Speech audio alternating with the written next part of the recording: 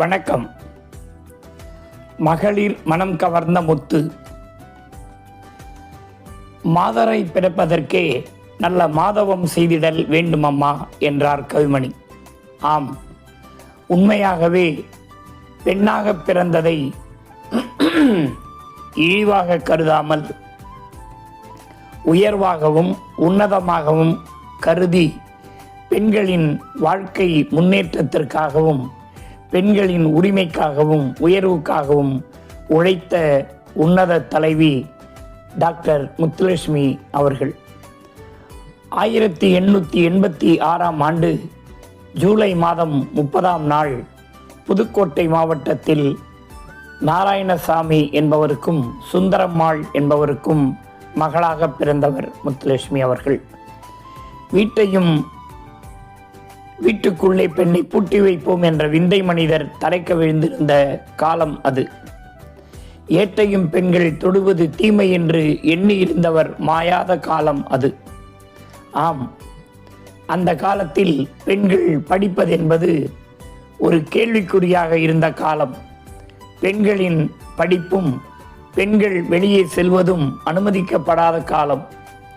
அப்படி ஒரு இருண்ட காலத்தில் பிறந்து பெண்களின் வாழ்வில் ஒளியேற்றி வைத்தவர் டாக்டர் முத்துலட்சுமி அவர்கள். அவர் முதலாக பள்ளிக்கூடம் செல்வதற்கே பல்வேறு போராட்டங்களை நிகழ்த்த வேண்டியிருந்தது. ஆனாலும் அவருடைய தந்தை மிகவும் உறுதியாக இருந்த காரணத்தால் அவர் பள்ளி படிப்பை தொடங்க முடிவு செய்தார். இன்டர்மீடியட் முடித்த பிறகு அவருக்கு நோய் ஏற்பட்டு சிறிது காலம் உடல்நலம் பாதிக்கப்பட்டிருந்தார். பிறகு மருத்துவம் படிக்க வேண்டும் என்று முயற்சி செய்தார். கல்லூரிக்கே பெண்களை அனுப்பாத காலத்தில் மருத்துவ படிப்புக்கு எப்படி அனுப்புவார்கள்? அந்த காலத்தில் மிகப்பெரிய எதிர்ப்பு இருந்தது. மருத்துவக் கல்லூரியில் சேருவதற்கு அனுமதி கிடைக்கவில்லை. அவர் புதுக்கோட்டை மன்னர் மிகவும் முற்போக்கு சிந்தனை கொண்டவராக இருந்ததால் கல்லூரியில் படிப்பதற்கு இடம் கிடைத்தது. கல்லூரியில் சேர்ந்து பயின்றார். பிறகு சென்னை மருத்துவக் கல்லூரியில் சேர்ந்து பயின்று நாட்டிலேயே முதல் மருத்துவராக தன்னுடைய பணியினை தொடர்ந்தார். ஆம், எத்தனை எதிர்ப்புகள் வந்திருக்கும் பாருங்கள். அந்த காலத்தில் அவர் வீட்டிலிருந்து கிளம்புகிற போது மூடி போட்ட பெட்டி வண்டியில் தான் வருவார். பிறகு பள்ளி முடிவதற்கு முன்பே அவர் அனுப்பப்பட்டு விடுவார். அதன் பிறகுதான் மாணவர்களெல்லாம் வெளியேறுவார்கள். அவர் கல்லூரியில் படிக்கிற போது நல்ல மதிப்பெண் வாங்குகிற வரை அவரை உட்காரவே விடவில்லை அங்கிருந்த பேராசிரியர். அவர் அந்த குறிப்பிட்ட படிப்பில் நல்ல மதிப்பெண் வாங்கியதற்கு பிறகுதான் அவருக்கு மதிப்பும் மரியாதையும் கிடைத்து அவர் உட்காருவதற்கு அனுமதிக்கப்பட்டார். இப்படி ஒரு கொடுமையான காலம் அது. அப்படிப்பட்ட சூழலிலும் மிகவும் சிறப்பாகவும் அற்புதமாகவும் பயின்று மிகச்சிறந்த ஒரு மருத்துவராக வந்தார் டாக்டர் முத்துலட்சுமி அவர்கள். அவர் மருத்துவராக வந்ததற்கு பின்னால் பல்வேறு சோதனைகள் காத்திருந்தன. அவருடைய தங்கை இளம் வயதிலேயே புற்றுநோயால் இறந்துவிட்டார். அதனால் அவர் புற்றுநோய் மருத்துவமனையை தொடங்க வேண்டும், புற்றுநோய்க்காக ஆராய்ச்சிகள் செய்ய வேண்டும் என்று எண்ணி லண்டன் சென்றார். அங்கு புற்றுநோய் ஆய்வை முடித்துவிட்டு மீண்டும் தமிழகம் வந்தார். தமிழகம் வந்தபோது அவருடைய கண்ணில் உறுத்திய ஒரு மிகப்பெரிய கொடுமை என்னவென்றால் பொட்டுக்கட்டி விடுதல். இந்த பொட்டுக்கட்டி விடுதல் என்றால் என்ன என்று கேட்டால், பெண்கள் பிறந்தவுடனேயே அவர்கள் ஒரு 12 வயது 10 வயது இருக்கிற போதே அவர்களை கொண்டு வந்து கோவிலில் விட்டு விடுவார்கள். கோவிலில் அவர்கள் பணி செய்ய வேண்டும் என்பதுதான் மேலோட்டமான செய்தி. ஆனால் உள்ளூர் இருப்பது அங்கு இருக்கிறவர்களுக்கெல்லாம் அவர் விருந்தாக வேண்டும். அங்கிருக்கிற கோவிலில் இருப்பவர்கள், அந்த ஊரில் இருக்கிற பணக்காரர்கள், இவர்களுக்கெல்லாம் அந்த பெண் விருந்தாக வேண்டும். பருவம் அடைந்த பிறகு அவளுக்கு அளிக்கப்படுகிற தொல்லைகள் ஏராளம். அந்த பெண்கள் சிலர் இது பிடிக்காமல் ஓடுவதும் உண்டு. அவர்களை இழுத்து வந்து கசையடி கொடுத்து மீண்டும் அங்கேயே அமர்த்துகிற பணியையும் அந்த கோயில் நிர்வாகம் செய்தது. இதையெல்லாம் பார்த்த முத்துலட்சுமி மனம் வெதும்பி போனார். பெண்களுக்கு இப்படி ஒரு இழிநிலையா, இதை ஒழிக்க வேண்டும் என்று முயற்சி செய்தார். அவர் 1926 முதல் சட்டமன்ற உறுப்பினராக நீதி கட்சியின் சார்பில் அவர் முதல் சட்டமன்ற உறுப்பினரானார். அவர் சட்டமன்ற உறுப்பினரானதும் 1929 இந்த தேவதாசி ஒழிப்பு சட்டத்தை கொண்டு வந்தார். அப்போது எல்லோரும் அதை எதிர்த்தார்கள். சத்தியமூர்த்தி அவர்கள், இது பெண்களுக்கு மோட்சம் அளிக்கும் ஒரு பணி, இதை எதிர்க்கக்கூடாது, இதை நிறுத்தக்கூடாது என்று கேட்டார். உடனடியாக முத்துலட்சுமி ரெட்டி அவர்கள், பெண்களுக்கு மோட்சம் அளிக்கும் பணி என்று சொன்னால் உங்கள் வீட்டு பெண்களை அனுப்புங்கள், அவர்களுக்கும் மோட்சம் கிடைக்குமே என்று கேட்டு அவருடைய வாயை அடக்கினார். இவையெல்லாம் ஏதோ போலித்தனமானவை அல்ல. தமிழ்நாடு சட்டமன்ற குறிப்பில் இன்றைக்கும் இது இருந்து கொண்டிருக்கிறது. இப்படி 1929 கொண்டு வரப்பட்ட அந்த சட்டம் 1947 தான் நிறைவேற்றப்பட்டது. சென்னை தேவதாசி ஒழிப்பு சட்டம் என்று கொண்டு வரப்பட்டு ஒழிக்கப்பட்டது என்றால் எவ்வளவு போராட்டங்களை அவர் நிகழ்த்தி இருக்க வேண்டும் என்று சிந்தித்து பாருங்கள். அதன் பிறகு அவர் பெண்களுக்காக பல விடுதிகளை தொடங்கினார்கள். அவ்வை இல்லம் என்கிற மிக பெரும் ஒரு விடுதியை அவர் தொடங்கினார். அது இன்றைக்கு ஆலமரமாய் வளர்ந்து அடையாற்றில் சிறந்து விளங்குகிறது.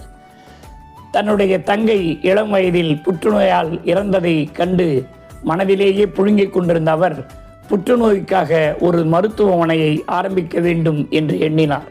அதன் விளைவாக பல்வேறு இடங்களில் நிதி திரட்டி மாநாடுகள் நடத்தி புற்றுநோய் மருத்துவமனையை அடையாற்றில் 1952 ஜவஹர்லால் நேரு அவர்கள் அடிக்கல் நாட்ட அதன் பிறகு அது கட்டி முடிக்கப்பட்டு தொடங்கப்பட்டது.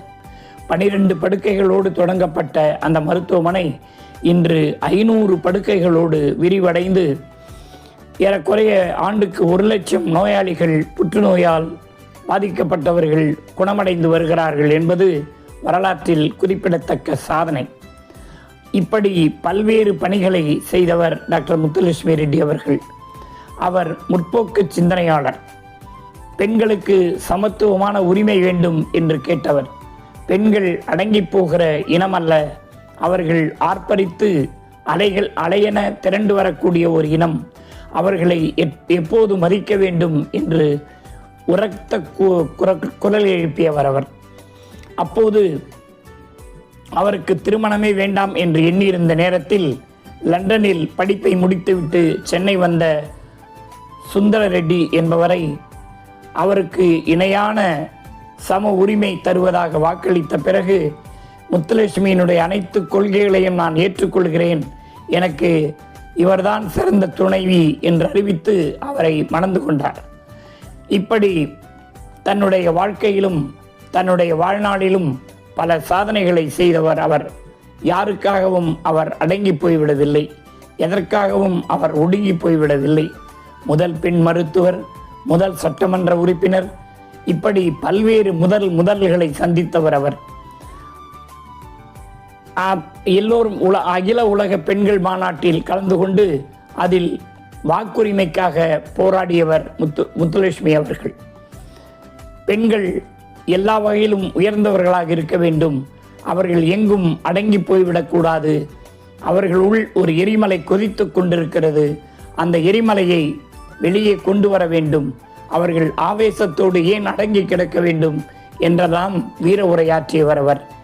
பெண்களின் முன்னேற்றத்திற்காக உண்மையாகவே உழைத்த ஒரு உத்தம தலைவி டாக்டர் முத்துலட்சுமி அவர்கள். அவர் ஆற்றிய பணி அரும்பணிகள், எண்ணற்ற பணிகள். அவருக்கு ஆல்டர் உமன் என்கிற பட்டத்தை சென்னை மாநகராட்சி அன்றைக்கு வழங்கி முதல் தலைமையான பெண் என்கிற பெருமையை தந்தது. அதன் பிறகு அவருக்கு பத்மபூஷன் போன்ற விருதுகளை மத்திய அரசு வழங்கியது. அவர் அமைத்து சென்ற பணிகள் அவரோடு முடிந்து விடவில்லை, இன்றும் வளர்ந்து ஆலமரமாய் விரிந்து கொண்டிருக்கிறது. அவர் தொடங்கிய புற்றுநோய் மருத்துவமனை, அவர் தொடங்கிய அவ்வை இல்லம், அவர் தொடங்கிய சேவாசிரமம், இப்படி எண்ணற்ற பணிகளை அவர் ஆற்றிக் கொண்டிருந்தார். அவருடைய மருத்துவ பணி மகத்தானது. உலகத்தில் கடவுளுக்கு நிகராக பார்க்கக்கூடிய ஒரு பணி மருத்துவ பணி. அந்த பணியில் அவர் அயராது உழைத்தார். அந்த பணியில் அவர் சிறப்பாக செயல்பட்டார். அந்த பணியை அவர் நேசித்தார். முக்கியமான செய்தி என்னவென்றால், ஒரு பணியை அந்த பணியை செய்கிறவர் நேசிக்க வேண்டும். அதை முத்துலட்சுமி அவர்கள் நேசித்து வளர்த்தார். அதற்காகவே உழைத்தார். அவரோடு புற்றுநோயில் ஈடுபாடு உடைய சாந்தா என்பவரையும் இணைத்து கொண்டார். இப்படி சமூக சேவையும் நேர்மையான உள்ளமும் கொண்டவர்களால் தொடங்கப்பட்டதுதான் அடையாறு மருத்துவமனை. அந்த புற்றுநோய் மருத்துவமனை இன்று அகில இந்திய அளவில் புகழ்பெற்று விளங்கி கொண்டிருக்கிறது என்பது குறிப்பிடத்தக்க ஒரு உண்மை. எனவே ஒருவர் பிறக்கிறார், ஏதோ வாழ்க்கையில் வாழ்கிறார், திருமணத்தை செய்து கொள்கிறார், குழந்தை குட்டிகளை பெற்றுக்கொள்கிறார், அதோடு அவருடைய வாழ்க்கை முடிந்து போகிறது என்பதல்ல. அவர் வாழ்ந்து மறைந்த பிறகும் அவருடைய புகழை, அவருடைய பணிகள் சொல்ல வேண்டும். இவர் போல யாரென்று ஊர் சொல்ல வேண்டும் என்பார் கவிஞர். எனவே இவருடைய பணியைப் போல யாருடைய பணியும் இருந்ததில்லை என்று சொல்ல வேண்டும். வாழ்ந்தவர் கூடி மறைந்தவர் கூடி மக்களின் மனதில் நின்றவர் யார் என்பதற்கேற்ப மக்களின் மனதில் யார் நிற்கிறாரோ அவர்தான் வரலாற்றின் பக்கங்களை நிறைக்கிறார்கள். அவர்கள்தான் சரித்திரத்தில் இடம்பெறுகிறார்கள். சாதனையாளர்கள் என்றால் என்ன? மக்களின் மனதை வென்று மக்களுக்காக பணி செய்து தனக்கு பின்னாலும் தன் பணி தொடர வேண்டும் என்று எண்ணுகிறவன் எவனோ அவனே சாதனையாளர் என்ற பட்டியலிலே அடக்கப்படுவார். அந்த வகையிலே முத்துலட்சுமி அவர்கள் தனக்கு பின்னாலும் தன்னுடைய பணி நிலைக்க வேண்டும், தனக்கு பின்னாலும் தன்னுடைய சிறப்புகள் மக்களுக்கு தெரிவிக்கப்பட வேண்டும் என்கிற நோக்கத்தோடு அவருடைய பணி மிகச்சிறப்பான பணி. 1968ஆம் ஆண்டு ஜூலை மாதம் 22ஆம் நாள் தனது 81வது வயதில் இந்த மண்ணுலகை விட்டு அவருடைய உடல் மறைந்தது. அவருடைய உடல் மட்டும்தான் மறைந்தது. அவருடைய புகழும் அவருடைய பெருமைகளும் அவர் செய்த பணிகளும் அவருடைய சிறப்புகளும் என்றென்றும் தமிழகத்தில் நிலைத்து நிற்கும். பெண்களுக்காக பாடுபட்ட மிக உன்னதமான தலைவி. சென்னை தேவதாசி ஒழிப்பு சட்டத்தை இன்றைக்கு கொண்டு வந்து பெண்களெல்லாம் இன்றைக்கு நிம்மதியாக இருக்கிறார்கள் என்றால் அதற்கு முத்துலட்சுமி தான் முதற்காரணம் என்பதை மறந்துவிடக்கூடாது.